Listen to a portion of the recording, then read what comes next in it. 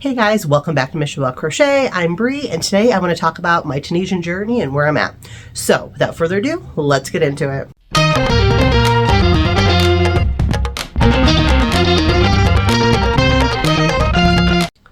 Today's video, I'm going to keep on the short and sweet side. I basically just want to encourage you, if you've been thinking about Tunisian crochet, to take the leap. Like, do it.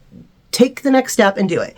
Like, I'm really regretting how much time I wasted thinking about trying Tunisian and not just going for it. Because, I mean, I only have like 3 things to show you, and one of them I've kind of already showed you. So, I mean, my progression to go from like a little sample to a first project to this, I mean, boom, boom, boom, has happened very quickly for me. And I'm amazed by that because I'm a slow learner. It takes me a long time to get something. And I will say, since I had the basics down of crochet, like I know how to do a chain. I know how to do all the basic, single, half double, double, treble. I know how to do all those things. And I mean, and I know advanced stitches too. But I think even if I just had the core, like your basics, I think I could have figured this out. Like, I'm just really pleased with like how far I've come. And I just wanted to share that with you because I'm hoping to encourage you to try Tunisian if that's what you desire to do. I mean, for me, one of the biggest things was like, it took me forever to find the hooks I liked. And I mean, I think honestly, just like go with something that just checks as many boxes as possible, because like, I think that there's just a very limited amount of actual like sets of crochet hooks out there. And I think it's going to be extremely hard to find something that checks every single box. For me, I'm glad I chose the ones I did. I chose the Clover set of Tunisian hooks, and I'm very pleased with that. I mean, it's actually inspired me. I'm thinking about like upgrading my regular crochet hooks. So like, I'm still a huge fan of those. I mean, so if you're at that point where you're thinking about Tunisian and you're looking for a good hook set, I still am recommending the Clover Tunisian set because for me, they work great. Now, I have not tried other sets, so I don't have anything to compare them to, but I mean, just right out the gate, they were great. And I have a video on that. Like, if you're interested, you want to see what all is in the kit, you want to kind of see how I felt about them. Like, when I first opened it, I had a couple, things I was a little concerned about, but I'm past that now for sure. So if you want to see that, check back on that video. But without further ado, I guess I've already said that once, but I'm going to say it one more time. I want to show you like the progression. So I guess technically I've got 4 things to show. Like these first 2 I've already showed once. Now this is my very first little sample I made. And like one edge is wonky. Like this edge, like, because I didn't know when you got to the end of the row, like you were supposed to go through both loops. I thought you just went through one loop. And so this is unfinished. So I went from that, figured out my mistake, to this, which looks better. And then I went ahead and made my very first project. And I just can't believe I just tried those 2 little samples and then boom, I ended up with this twisted headband. Now, this is from a Crafty Concept.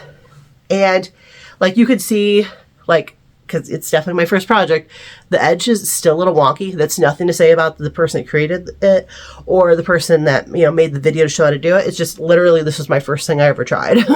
So it's not perfect, but I am very proud of it. And I mean, who doesn't love retro stripes? Retro stripes is like super popular for a reason. And I'm super pleased like with how it came out. I think it's super cute, and it was like something simple to start with. It wasn't anything too challenging, but it was just challenging enough. It also gave me that boost, like I finished it. I'm like, wow, it fits my head. It looks pretty good. Like I said, the edge is kind of wonky, but I figured that out since, because now I've made this project here. And this was a scarf I found on YouTube, and there's a video for it, obviously, because it's on YouTube, but it's very good. Like you can see, let me just hold it up here. My stitches came out a lot better. Now there is some curling on the edges, but my understanding is that's very normal for Tunisian. So I'm not too worried about that, but I'm like really pleased with this. And this, I'll leave links, of course, just like I always do in the description. But this was by I Can Crochet That, which I think is just a clever name anyways. So like, big fan, I've already subscribed. And this, I mean, to go from, you know, this sample to this sample to the headband to this in just a matter of boom, boom, boom, like 4 tries basically. It's pretty awesome. I'm so excited about Tunisian, and I really hope that, like, if you haven't tried it yet, I hope you take the plunge if you're interested, because I'm really, really loving it. The fabric is thicker than regular crochet. And like now though, like I'm having the struggle because I'm like, I want to do like regular crocheting, but then I also want to do the Tunisian crochet. And I feel like torn. Like I wish I could be 2 people at once and be making all the things. Like I'm feeling so excited about this, and I hope you try it too. Now, if you already know how to do Tunisian crochet and you have any tips or tricks you'd like to share with me and everybody else, make sure you put that in the comments, because I'd love to hear from you. Anyways, that's all for this week. I just wanted to give a quick update and just tell you how excited I still am, and encourage you to give it a try. Take the jump if you're going to do it, do it. Anyways, until next week though, take care.